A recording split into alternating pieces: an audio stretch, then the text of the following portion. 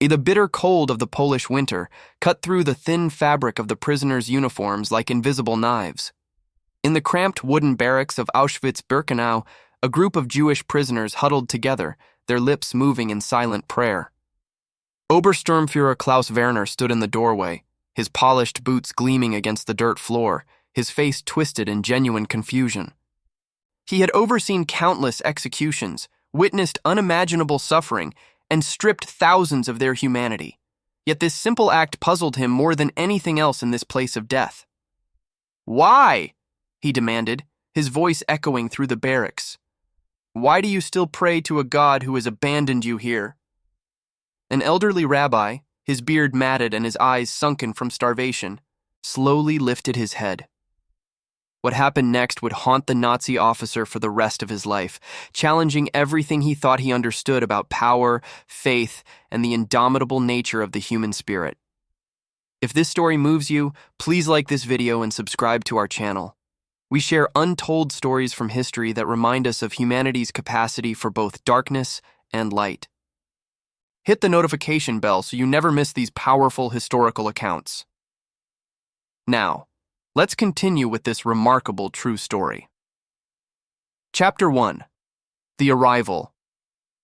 Rabbi Yitzchak Weiss had been a prominent figure in the Jewish community of Krakow before the war. His synagogue, the Temple Synagogue on Miodowa Street, had been a beacon of learning and spirituality for over 40 years, where hundreds gathered each Sabbath to hear his teachings. He was known throughout Poland as a scholar of exceptional depth, a man who could quote from memory vast portions of the Talmud, and who had written 3 books on Jewish philosophy that were studied in yeshivas across Europe. His life had been filled with the joy of study, the warmth of community, and the peaceful rhythm of religious observance that had sustained Jewish people for thousands of years. He had a wife, Sarah, whom he had married in 1902. She was a woman of remarkable intelligence and kindness, who had managed their household and raised their children while also teaching Hebrew to young girls in the community. They had 3 children: David, who had become a doctor, Miriam, who had married a teacher, and Rachel, who had been studying music in Vienna when the war began. Between them, they had given Rabbi Weiss 11 grandchildren, ranging in age from 3 to 17.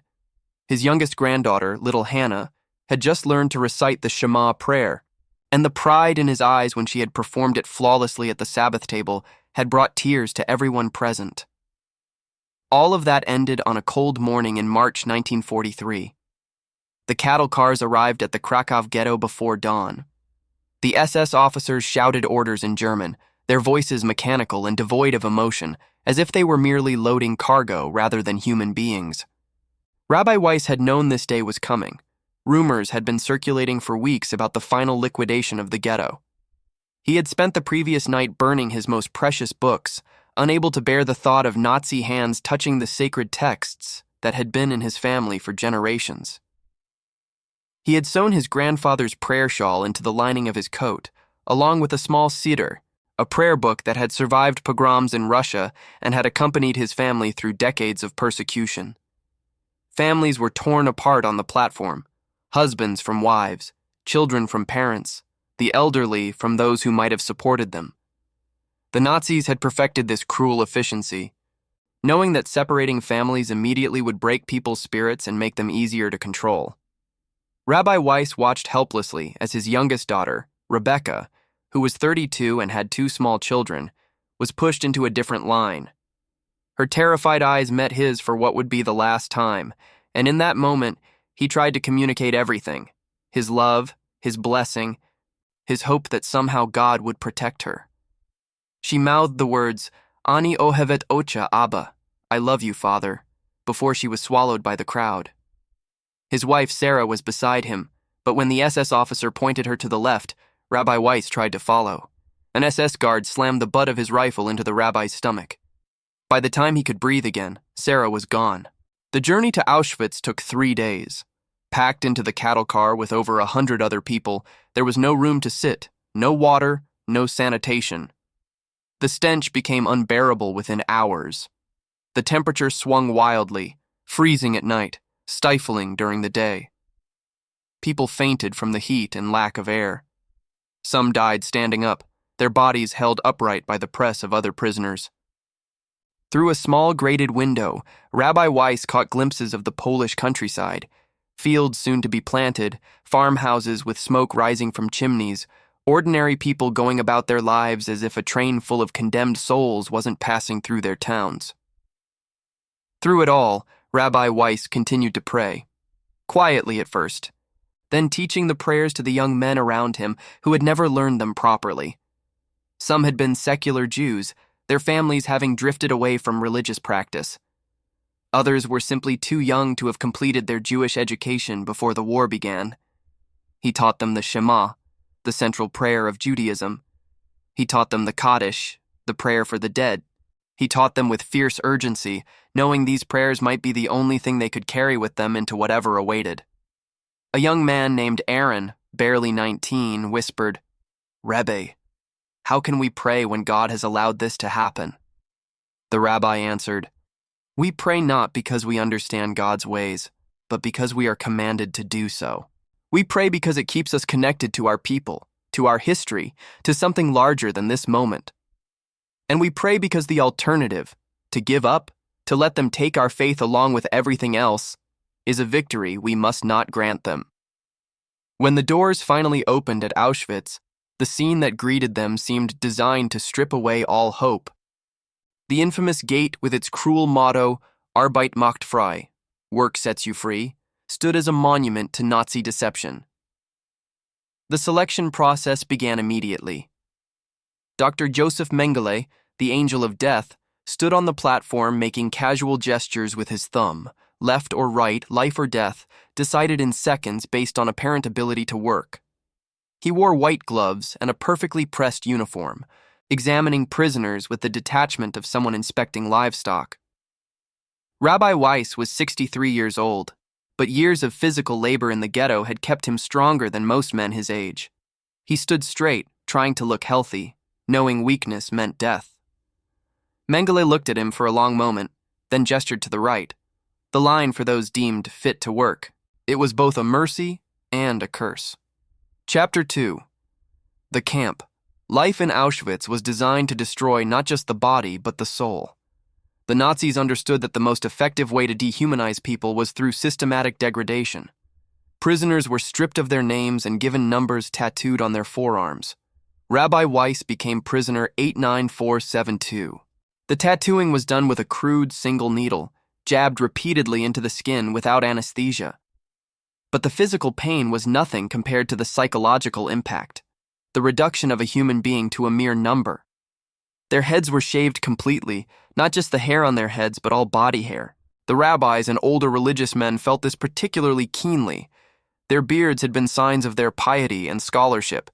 Their clothing was replaced with thin striped uniforms that provided virtually no protection against the brutal Polish winter. The uniforms were often taken from dead prisoners and frequently didn't fit. Some men received pants far too large, requiring them to hold them up constantly. Others received jackets too small, leaving their wrists and ankles exposed to the cold. They were crowded into wooden barracks designed to hold 50 horses, but packed with 500 men. The sleeping bunks were narrow wooden shelves stacked 3 high, each level crammed with prisoners who had to sleep on their sides. There were no mattresses, only thin straw pallets that quickly became infested with lice. 8 to 10 men would share a bunk designed for one, lying pressed against each other for warmth, often waking to find the man beside them had died during the night. The barracks had no heat, and in the Polish winter, temperatures could drop to 20 degrees below zero. Many froze to death in their sleep. There was one stove in the center of the barracks, but fuel was rarely provided, and when it was, guards would often kick it over, sending hot coals across the floor, sometimes setting the straw on fire and burning prisoners alive. The daily routine was calculated to break the human spirit. Prisoners were awakened at 4 a.m. for roll call, which could last hours in freezing temperatures. The counting was deliberately slow, and errors required starting over. Sometimes guards would order prisoners to remove their caps, leaving their heads exposed to rain or snow.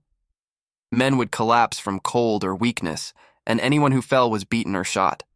Bodies of those who died during roll call were propped up by fellow prisoners to maintain the count.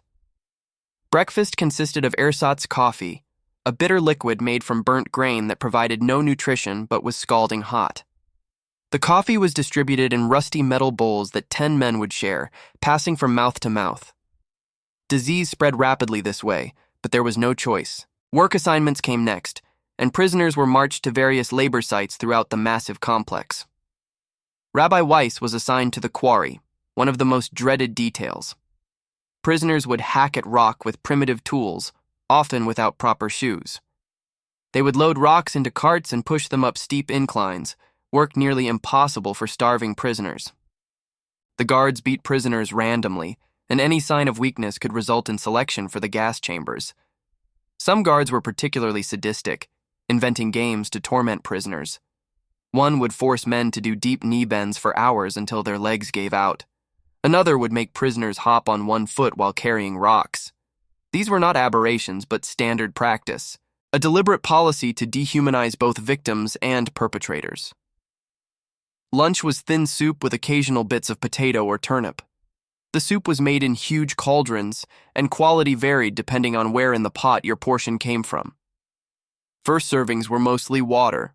Middle servings might contain vegetables, and bottom servings were thicker but contained dirt and debris.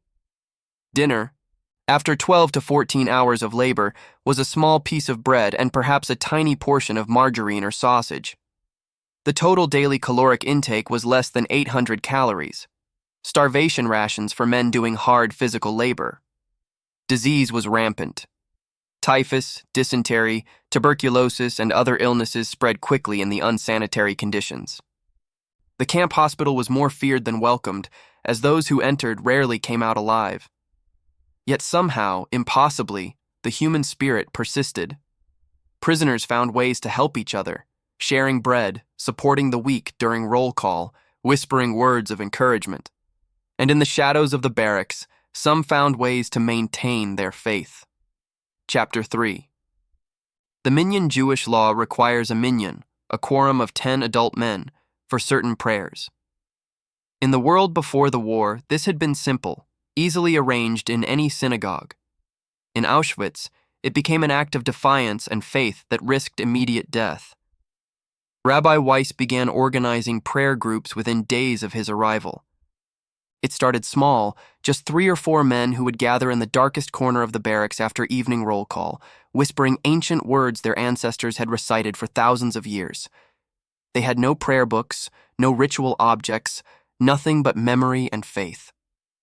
The rabbi would lead them through the evening prayers, his voice barely audible, while other prisoners stood guard at the entrance, watching for SS guards who patrolled at night. Being caught in any religious observance meant certain death, often preceded by torture designed to make an example of those who dared maintain their Jewish identity. The Nazis understood that destroying Jewish religious practice was as important as destroying Jewish bodies. They wanted to erase not just a people, but an entire culture and tradition. But the prayer group grew. Word spread quietly through the camp, whispered in the work lines, passed during brief moments when prisoners could speak. Within a month, Rabbi Weiss was leading a minyan of 12 men, sometimes 15. They came from different cities, different backgrounds, different levels of religious observance before the war. Some had been rabbis and scholars like Rabbi Weiss. Others had been businessmen who attended synagogue only on high holidays. Still others had been secular Jews who barely identified with their heritage until the Nazis forced them to wear the yellow star. In Auschwitz, these distinctions melted away. Suffering was the great equalizer, and in the face of systematic destruction, the prayer group became a lifeline to their humanity. They prayed for the dead, the endless stream of souls ascending from the chimneys of the crematoria that burned day and night. They prayed for the living, their families wherever they might be, if they still lived. They prayed for strength to survive another day, for the liberation that seemed impossible, for the world beyond the barbed wire that felt like a distant dream. They observed what Jewish holidays they could track, though the calendar became confused with no access to proper dates. When they believed Yom Kippur had arrived, they fasted, though they were already starving. The irony was not lost on them. On the holiest day of the Jewish year, When Jews traditionally abstained from food to focus on spiritual matters, they were fasting not by choice but by force. Yet they chose to make it meaningful, to transform their suffering into an act of devotion. When Hanukkah came, they recited the blessings commemorating ancient miracles, the small jar of oil that burned for 8 days in the rededicated temple. They had no menorah, no candles, but they recited the blessings in complete darkness, finding in those ancient words a connection to Jewish resistance across millennia. The Maccabees had fought against those who would destroy Jewish practice, and here in Auschwitz, these men were doing the same, fighting not with weapons but with whispered prayers. The act of prayer became an assertion that they were still human, still connected to something larger than the Nazi attempt to reduce them to numbers and ash. One prisoner, a former professor of literature named Chaim, explained it this way: "They can take everything from us, our families, our homes, our bodies. But when we pray, we are not prisoners. We are links in a chain that stretches back to Sinai. We are part of something they cannot destroy unless we let them."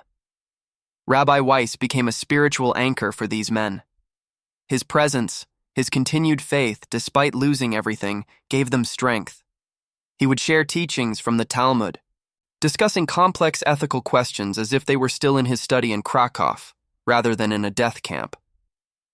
He taught them that the essence of Judaism was not the buildings or the books, those could be burned, but the living tradition carried in human hearts and minds. As long as they remembered, as long as they continued to pray, Judaism survived. Chapter 4. The Confrontation. Obersturmführer Klaus Werner was 32 years old, a career SS officer who had joined the Nazi Party in 1934 when he was just 22. He came from a middle-class family in Munich. His father had been a schoolteacher, his mother a housewife. He had grown up in the chaos of post-World War I Germany, the hyperinflation, the political instability, the sense that Germany had been humiliated and betrayed. When Hitler came to power promising to restore German greatness, young Klaus had been swept up in the fervor. He believed wholeheartedly in the ideology of racial purity and the necessity of eliminating what he had been taught to see as subhuman enemies of the Reich. He had been indoctrinated in the Hitler Youth, where he had learned that Jews were parasites responsible for Germany's problems, that they were biologically inferior and dangerous to the Aryan race. These ideas had been reinforced through years of propaganda, through the pseudo-scientific racism taught in universities, through the constant repetition in newspapers and radio broadcasts. By the time he joined the SS, he was a true believer. He was efficient, ruthless, and utterly convinced of the righteousness of his cause. Unlike some of the sadistic guards who seemed to enjoy inflicting suffering, Werner viewed his work as a necessary duty, unpleasant perhaps, but essential for the future of Germany. He had been assigned to Auschwitz-Birkenau in early 1944 and had quickly earned a reputation for brutal efficiency in managing his section of the camp. He did not beat prisoners for sport, but he did not hesitate to shoot anyone who appeared unable to work or who violated camp rules. He saw himself as a soldier following orders, doing his part in what he believed was an existential struggle for his people's survival. On this particular night in February 1945, Werner was conducting a random inspection of the barracks. The Soviet army was advancing rapidly from the east, and there were rumors that Auschwitz might soon be evacuated or liberated. Security had been tightened, and any sign of resistance or organization among the prisoners was to be crushed immediately. The SS leadership knew that if the camps were liberated, the evidence of what had happened there would shock the world, and they were beginning to destroy records and eliminate witnesses. As Werner approached Barracks 17, he heard something unusual, the faint sound of voices in unison, rhythmic and almost musical. His hand went to his pistol as he pushed open the door without warning, expecting to find some kind of organized resistance, perhaps prisoners planning an escape or an uprising. The scene before him was not what he expected. In the dim light of a single bulb, he saw approximately 15 prisoners standing together in the corner, swaying slightly. Their voices joined in what he recognized as Hebrew prayer. They froze when they saw him, but remarkably they did not scatter or fall to the ground in terror, as prisoners usually did when confronted by an SS officer. For a moment, There was complete silence. Werner stared at them, trying to understand what he was seeing. These men were skeletons, barely alive, their uniforms hanging on their frames like clothes on a rack. Yet they had been praying. They had been engaging in the very practice that the entire machinery of the final solution was designed to eliminate. Rabbi Weiss stepped forward, placing himself between Werner and the other prisoners. His face showed no fear, only a strange calm that unsettled the officer more than defiance would have. Werner felt a surge of confusion and anger. How dare these Jews continue their religious practices after everything that had been done to them? How could they not understand that their God had abandoned them to this fate? The very existence of Auschwitz should have been proof that there was no God watching over them, that their faith was a delusion. "Why?" Werner demanded, his voice rising with genuine confusion and fury. "Look around you. Look at where you are. Your God has forsaken you. Your prayers accomplish nothing. You will all die here whether you pray or not. Every day thousands of your people go up those chimneys as smoke. Where is your God in that? So why do you persist in this? This meaningless ritual?" His voice echoed through the barracks, and other prisoners who had been pretending to sleep listened in terrified silence, waiting to see what would happen. Chapter 5. The Answer. The barracks fell completely silent except for the distant sound of dogs barking and the hum of the electric fence that surrounded the camp. Even the guards who had entered behind Werner seemed to hold their breath, waiting to see what would happen next. The rabbi studied the Nazi officer for a long moment, his eyes showing neither hatred nor fear, but something closer to pity. When he finally spoke, his voice was quiet but clear, and though he was weak from starvation, his words carried an unexpected power that came from deep conviction. "Herr Obersturmführer," Rabbi Weiss began in fluent German, his accent betraying his years of study in Vienna, "you ask why we pray to a God who has abandoned us. But you misunderstand the nature of our prayer and the nature of our faith. We do not pray because we expect God to reward us with immediate deliverance. We do not pray as a transaction, devotion in exchange for salvation. That is not how faith works, though I understand why you might think so." He paused, and when he continued, there was something in his tone that commanded attention even from an SS officer accustomed to absolute obedience. "We pray because we are Jews. We pray because our ancestors prayed these same words in ancient Jerusalem, in medieval Spain during the Inquisition, in the ghettos of Eastern Europe during pogroms. We pray because these words connect us to something older and deeper than your Reich, older than your Führer, older than this camp. You can take our homes, our families, our lives, but you cannot take our identity unless we surrender it. And that, Herr Obersturmführer, we will not do." Werner felt something shift inside him, though he could not have named what it was. He had expected the rabbi to beg for mercy or to justify himself with logical arguments. This was neither. The rabbi continued, "And you ask if God has abandoned us. You look at this place and see it as evidence that there is no God, or that God does not care about us. But I ask you, where is God in Auschwitz? God is here in this barracks, in the courage of men who choose to remain human when everything around them is designed to make them animals." The rabbi's voice grew stronger, though he remained physically frail. "God is in the prisoner who shares his bread with someone weaker, even though he is starving himself. God is in the mother who sings a lullaby to her child in the moments before they enter the gas chamber, giving comfort when she herself has no hope. God is in the doctor who tends to the sick knowing he cannot save them, but offers what dignity he can. God is in our refusal to let you win, not just over our bodies, but over our souls."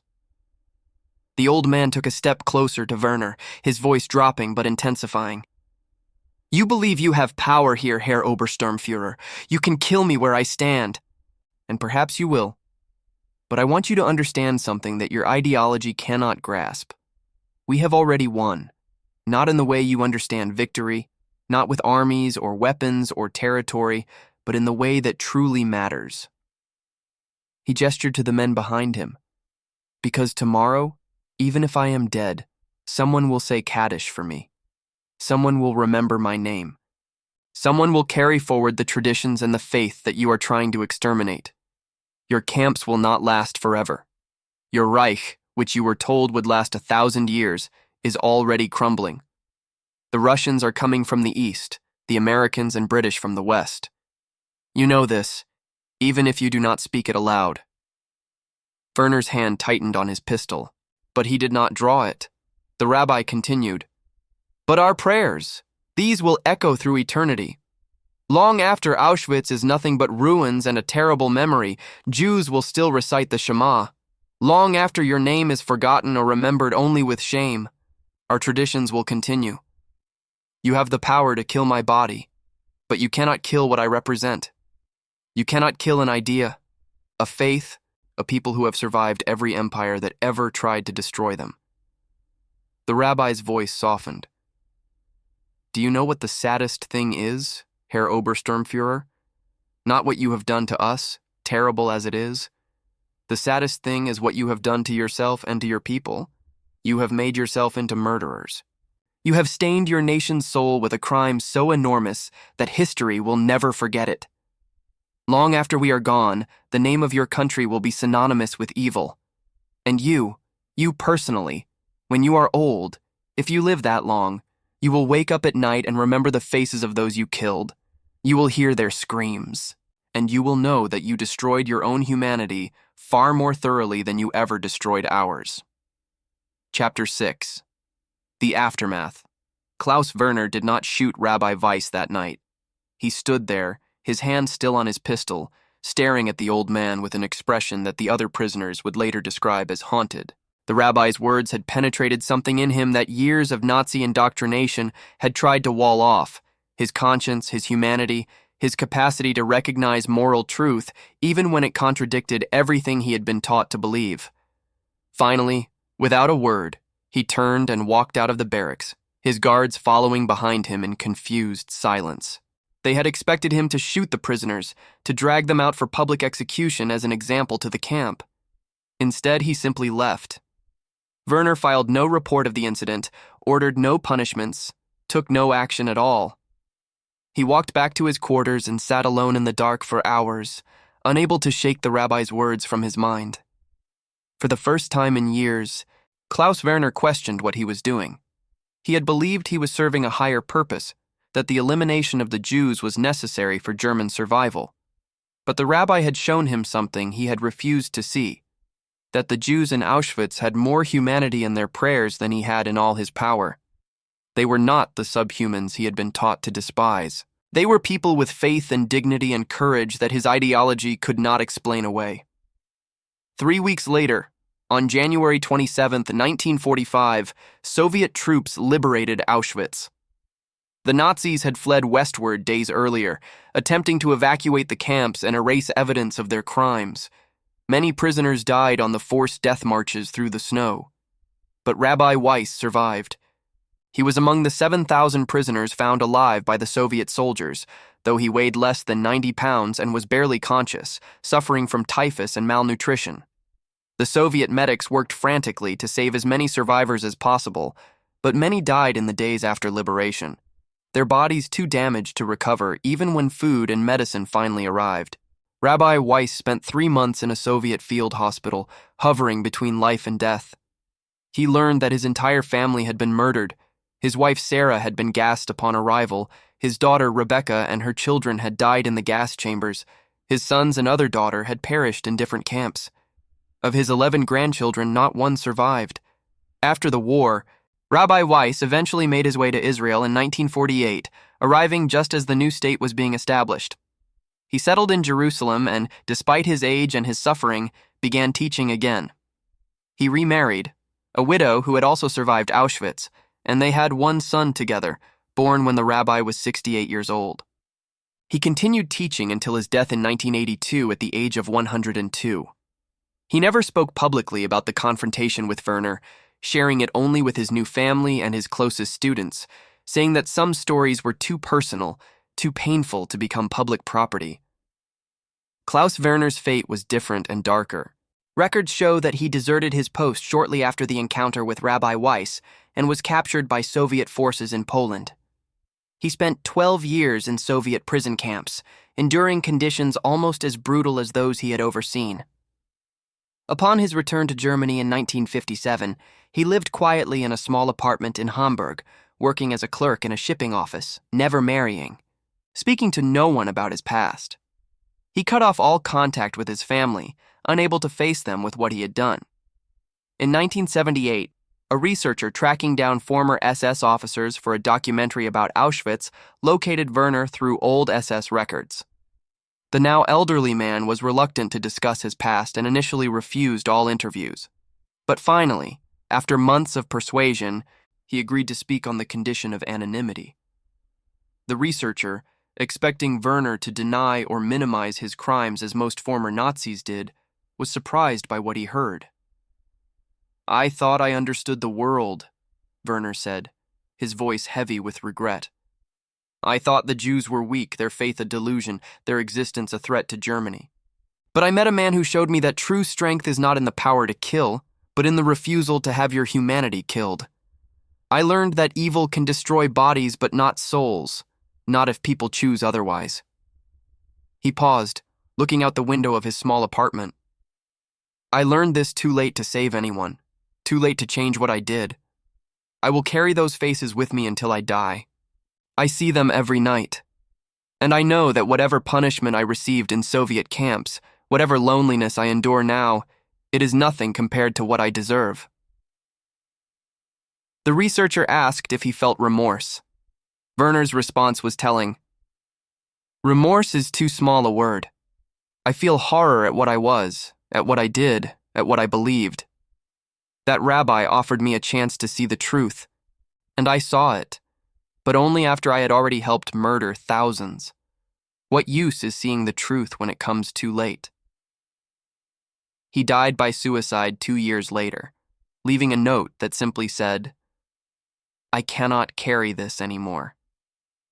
The story of Rabbi Weiss and Klaus Werner reminds us that even in humanity's darkest hour, the choice to remain human, to pray, to hope, to maintain dignity and faith is the ultimate act of resistance. The Nazis built their machinery of death to erase not just a people, but an idea, that every human being has inherent worth and dignity that cannot be taken away by force. They failed. The prayers continued, whispered in the shadows of death camps, rising like smoke to join the souls of the departed. And today, more than 75 years after the liberation of Auschwitz, Jews around the world still recite those same ancient prayers, the Shema, the Kaddish, the prayers that Rabbi Weiss taught to young men in cattle cars and concentration camps. They are recited in synagogues and homes, by religious and secular Jews alike, by survivors and their descendants. They are a living testament to the indestructibility of faith and the ultimate triumph of the human spirit over evil. The Nazis built death camps that they believed would last forever. Instead, those camps are now museums and memorials, monuments to human cruelty, but also to human resilience. And the prayers continue, as they have for 3,000 years, as they will for 3,000 more,